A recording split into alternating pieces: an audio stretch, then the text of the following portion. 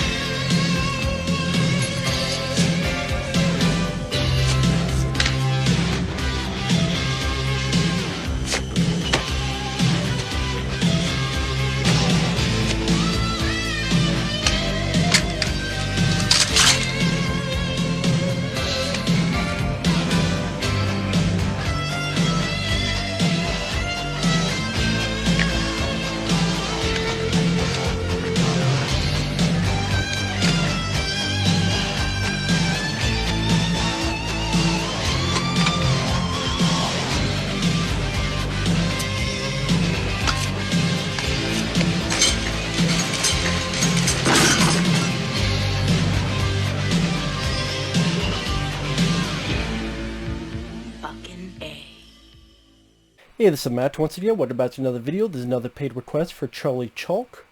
Thank you so much for that. And for those, or Charles Chalk, sorry. And it's for an episode of a show called Darkplace. Now, I have reviewed this before, and it was episode 1, and I liked it. I really did enjoy it. I really got a kick out of it.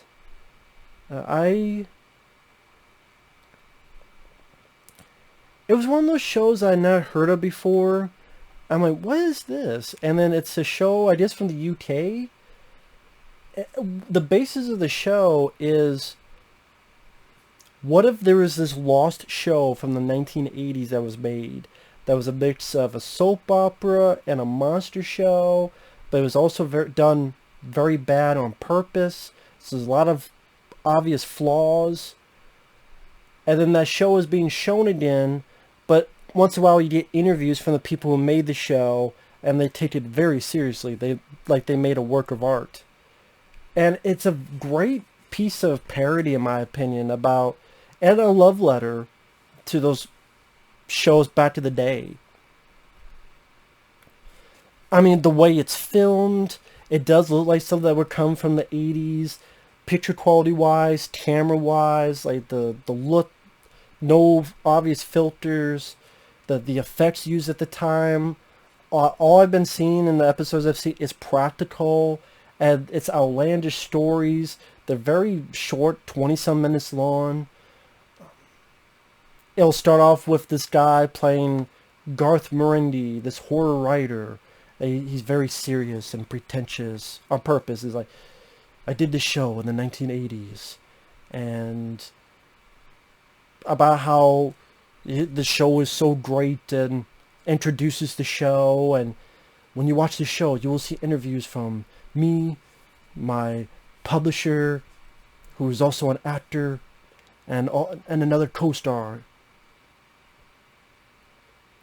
Now, this episode is based on a true life story. Does it? It's just, and yeah, I think it's a very witty show.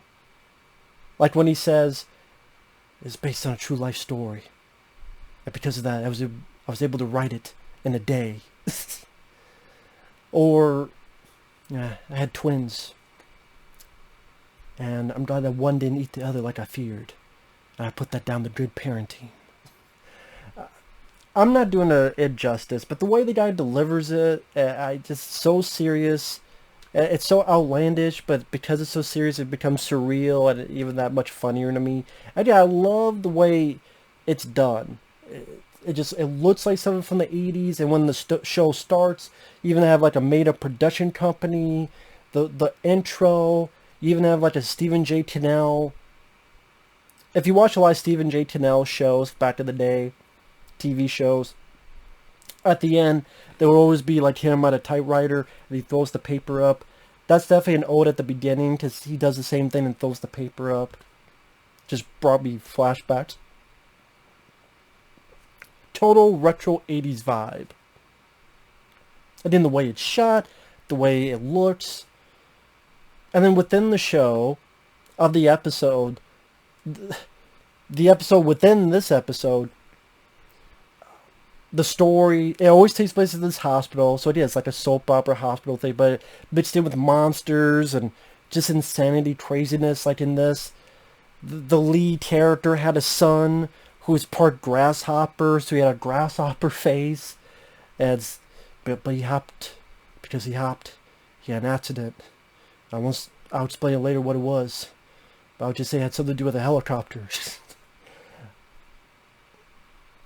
And how one day in the hospital opens up and you have a creature with a giant eyeball screwing another person, and it's blurred out what that is. Immediately, the doctor has a gun, pulls out a gun. He died, but then the other man, he's given birth to another eyeball. At least the eyeball was at peace now, on the account of being dead. And when they meet the monsters are really good looking makeup. Like the eyeball, like in the baby, the bigger one, and then it's pretty much the doctor protecting this baby eyeball because it makes him think of his son, who was part grasshopper. I explain it, it's so weird and outlandish, but because everyone is taking it so seriously, like you would in an 80s soap opera, but this monster movie melded in. And then the mistakes that put into it on purpose, because it was that low budget and shitty of a show.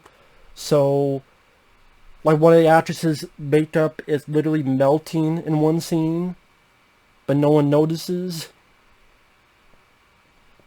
Or the on-purpose shitty writing. I think you better go, Liz. I think I better had.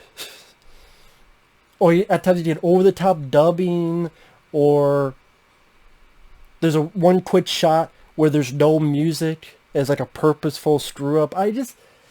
The way they play around with that, I find it pretty damn funny. As a guy that has seen a lot of bad movies, it's very hard to make fun of that. I think this does it rather well at a rather witty way. I don't know if this show has a DVD set or a Blu-ray set. If so, I'd like to pick it up. If not, that's a fucking shame. This is a show I've never heard of before. I reviewed the first episode, and then he mentioned this one, the Eyechild. And I'd probably say I liked the first episode more because the ending was so balls out crazy, but I liked this one too. Where he's trying to protect the kid, and he's punching the lady, he punches a guy off the rooftop. Oh look, he's got a stick! And it's like an on-purpose ADR, and he's running around with the stick with slow-mo. Oh, it just, with so many bad movies I've seen, this channels that, but to do it on purpose, but in the right way. It's a witty, funny, I would say underrated show, because I've never heard anyone talk about this. Anyone. And they're on YouTube for free. Just type it. I know not everyone liked it, like my friend Efrey, he was not a fan of it. To each their own. I rather enjoy it. I think it's really clever, it's really funny.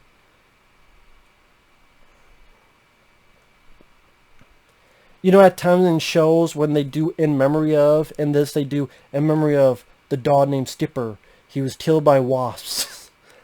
Again, the crazy, outlandish, surreal stories, the way the actors on purpose take it, and then even the little interviews of them talking about the